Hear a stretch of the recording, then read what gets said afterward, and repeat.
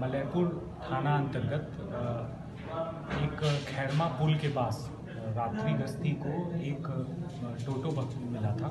उस टोटो को थाने में सुरक्षार्थ रखा गया था। उस संबंध में जिला परिवहन पदाधिकारी को एक प्रतिवेदन भी भेजा गया था। उस संबंध में टोटो के जो टोटो से संबंधित व्यक्ति हैं उनके द्वारा दिनांक 5/2/2024 को एक प्राथमिकी दर्ज कराई गई कि टोटो में जो चालक थे अमन कुमार पिता स्वर्गीय विनोद सिंह साकिन बिहारी थाना एवं जिला जमुई वे लापता हैं। इस संबंध में मलयपुर थाना में FIR नंबर 10/2024 दिनांक 5/2/2024 दर्ज करते हुए पुलिस द्वारा अनुसंधान प्रारंभ किया गया था।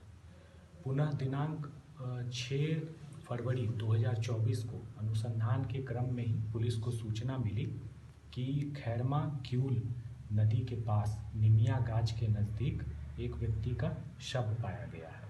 पुलिस द्वारा घटनास्थल पर आवश्यक विधि सम्मत कार्रवाई की गई। साथ ही साथ शव की शिनाख्त करने के बाद शव जो लापता व्यक्ति हैं उनका पाया गया। घटना की संवेदनशीलता के आलोक में पुलिस अधीक्षक महोदय द्वारा एक विशेष अनुसंधान दल का गठन किया गया। विशेष अनुसंधान दल में अनुमंडल पुलिस पदाधिकारी जमुई एवं मलयपुर थाना अध्यक्ष के अलावा जिला सूचना इकाई के कर्मी के द्वारा अनुसंधान प्रारंभ करते हुए घटनास्थल के आसपास मृतक के परिजन और साथ ही साथ मृतक के परिजन द्वारा अनुसंधान के क्रम में लिए गए बयान के आधार पर हम लोगों ने 2 व्यक्तियों को गिरफ्तार किया है। गिरफ्तार व्यक्ति का नाम है मोहम्मद रियाज मियाँ उर्फ मोहम्मद आसिफ खलीफा। ये सतकामा के रहने वाले हैं। साथ ही साथ जो दूसरे गिरफ्तार व्यक्ति हैं राम प्रवेश उर्फ सूरज। इनके राम प्रवेश उर्फ सूरज पिता नंदकिशोर राम और ये भी सतकामा के रहने वाले हैं। इन दोनों व्यक्तियों को गिरफ्तार करते हुए पुलिस द्वारा घटना का सफल उद्भेदन किया गया है। साथ ही साथ हम लोग इस घटना में संलिप्त अन्य व्यक्तियों की छापेमारी एवं गिरफ्तारी की कार्रवाई सुनिश्चित कर रहे हैं। हत्या का कारण क्या निकल गया है सर? अभी तक जो अनुसंधान में बात पता चली है कि मृतक को टोटो चलाते वक्त मकर संक्रांति के पूर्व एक विवाद हुआ था। उस विवाद के क्रम में इनके घर पर जो एक गिरफ्तार व्यक्ति हैं वे 10-15 व्यक्तियों के साथ पहुंचे थे, धमकी दी थी, मामले को सेटल करने का दबाव दिया था और साथ ही साथ समानांतर मृतक का अपनी जो पुरानी पत्नी है उसके परिवार वालों के साथ विवाद चल रहा था। मृतक की जो पत्नी थी उन्होंने दूसरी शादी कर ली थी, बट मृतक का अपनी पुरानी पत्नी से अभी भी मिलना जुलना जारी था।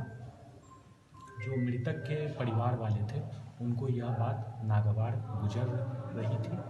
हम लोगों ने इस क्रम में जो एक गिरफ्तार व्यक्ति हैं राम प्रवेश उर्फ सूरज, उनको गिरफ्तार करते हुए उनसे पूछताछ किया है। उन्होंने स्वीकारोक्ति बयान में घटना को मोहम्मद रियाज एवं अन्य के साथ मिलकर कारित करने की बात स्वीकार की है। दूसरा जो गिरफ्तार है उसकी पत्नी जो कथित पत्नी है उसका कौन है? क्या संबंध है मृतक से? जो व्यक्ति दूसरे गिरफ्तार व्यक्ति हैं वो मृतक के पुरानी पत्नी के भाई हुए। मतलब कि साला हुआ है इसका मृतक का?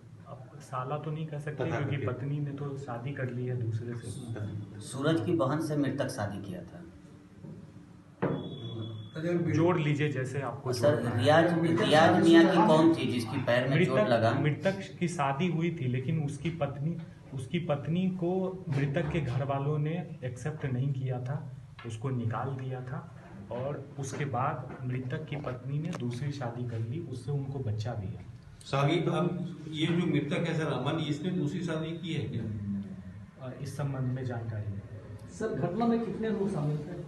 हम लोग जो है पूरे मामले को विस्तार से अनुसंधान कर रहे हैं। अन्य जो भी संलिप्त थे प्रत्यक्ष या अप्रत्यक्ष रूप से उन सभी को उद्भेदित करने का सफल कोशिश कर रहे हैं। सर दोनों दो अलग अलग लोग थे, रियाज और ये जो कह रहे हैं, तो दोनों सतगामा के ही हैं। हाँ, तो दोनों आखिर एक कैसे हुए इसके हत्या में? क्या वजह था दोनों का? एक तकनीकी साक्ष्य हैं हम लोगों के पास, सर, ये- और दोनों के पास कॉमन मोटिव था।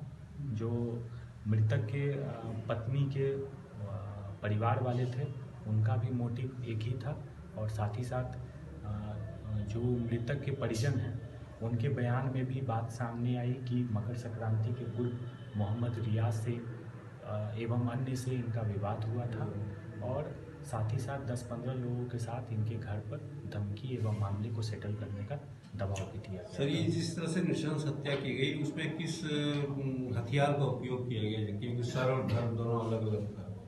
अभी तक के अनुसंधान में हम लोग इस बात को लेकर आगे तफ्तीश कर रहे हैं। जल्द ही जो जानकारी होगी वो आपके साथ साझा की जाएगी। मृतक की सर जो पत्नी थी वो जमुई में ही रहती थी या बाहर थी?